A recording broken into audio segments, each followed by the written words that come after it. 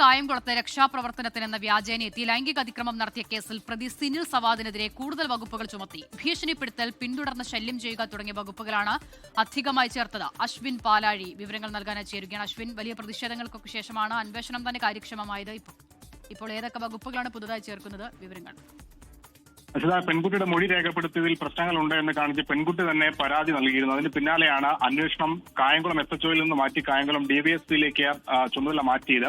പിന്നീട് കായംകുളം DYSP എടുത്ത മൊഴി പ്രകാരമാണ് പുതിയ വകുപ്പുകൾ കൂടി ഈ പ്രതിയുടെ മേൽ ചുമത്തിയിരിക്കുന്നത്. കഴിഞ്ഞ ദിവസം കോടതിയിൽ കൊടുത്ത റിപ്പോർട്ടിൽ BNS 351, 78 എന്നീ വകുപ്പുകൾ കൂടി ചേർത്താണ് കോടതിയിൽ റിപ്പോർട്ട് നൽകിയിരിക്കുന്നത്.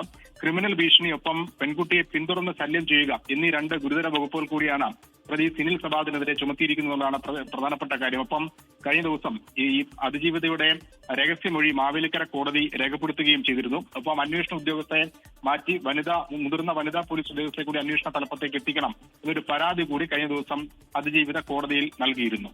അഫിദ. ശരി, അശ്വിൻ പാലാഴിയാണ് വിവരങ്ങൾ നൽകിയത്.